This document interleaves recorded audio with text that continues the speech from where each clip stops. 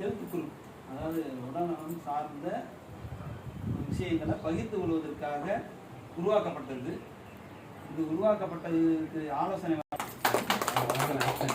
அதை நடைமுறைப்படுத்திய இந்திரா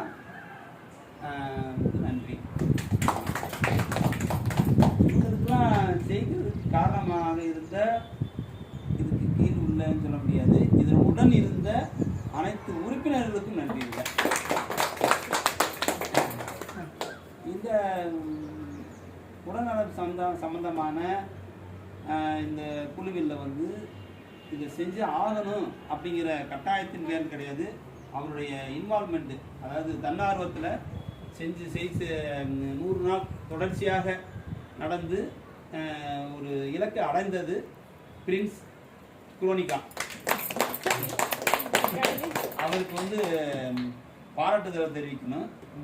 ஆமாம், அவர் தான் இதனுடைய சீஃப் கெஸ்ட்னு சொல்ல முடியாது, இந்த விழாவின் நாயகன். இதில் வந்து ஒரு எல்லையை காத்த, இந்தியாவை காத்த இராணுவ வீரர்கள் கலந்துருக்காங்க.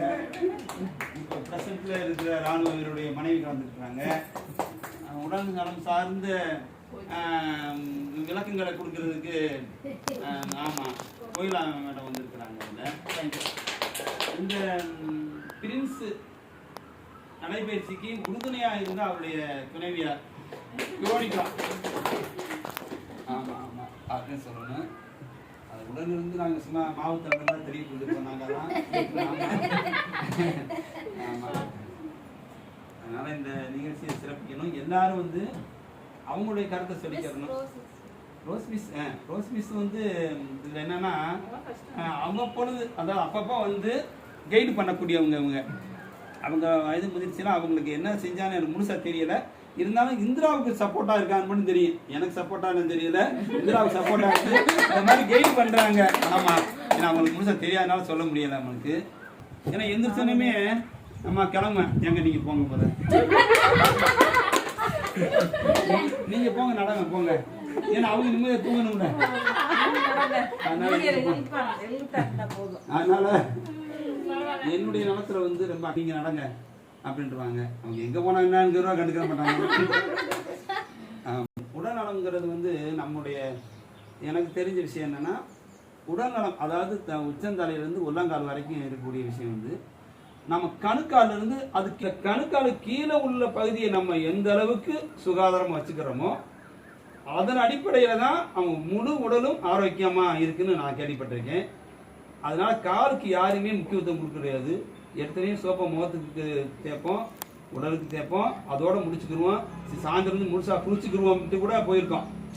அப்புறம் காலுக்கு கீழே போகிறதே கிடையாது. அது உண்மையான அந்த கணுக்காலுக்கு கீழே உள்ள விஷயத்தை வந்து யாருமே கேர் பண்ணி கிடையாது.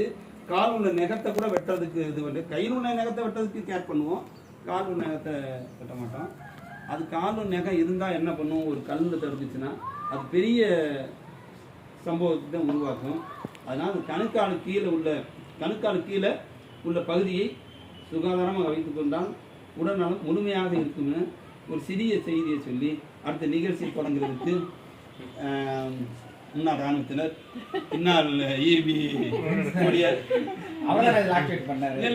அவர் வந்து பேசணும். பேசும்போது அவர் சேர் போட்டுட்டு 2 பேர் போகிறார். அவர் பிரின்ஸ் உட்கார பக்கத்தில் இருந்து அவர் கூட வந்து பேசலாம். நடைபயிற்சியில் வெற்றி பெற்ற திரு பிரின்ஸ் அவர்களுக்கு திரு இந்திரா ரவிக்குமார் இந்திரா பொன்னாடை போத்துவார்.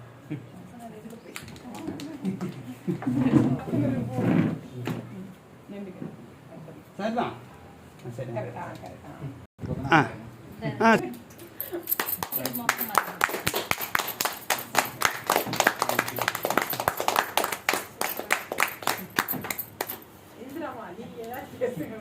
அப்படியே பிரின்ஸ் அப்படியே பற்றி விடுங்க.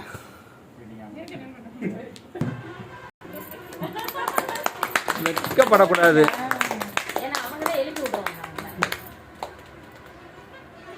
அனைவருக்கும் மாலை வணக்கம்.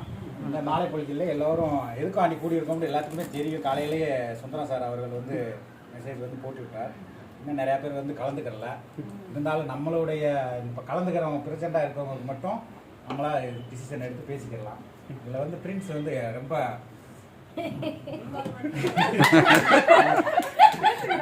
வாழ்த்துக்கள்யா.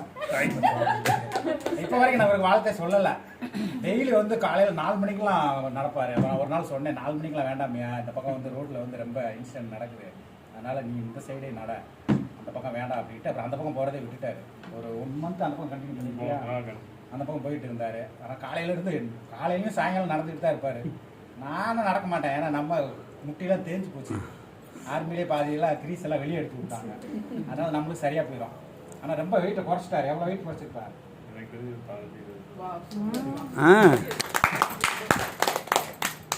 அடுத்து வந்து அவர் எப்படி இதில் வந்து ஆக்டிவ் பண்ணி எவ்வளோ ஆக்டிவாக இருந்தாருன்னு அவரே சொல்லுவார். என்னுடைய உரை பேசுங்க, எல்லாருமே பிடிக்கும். எல்லாருமே பேசுங்க எல்லாருமே தமிழ்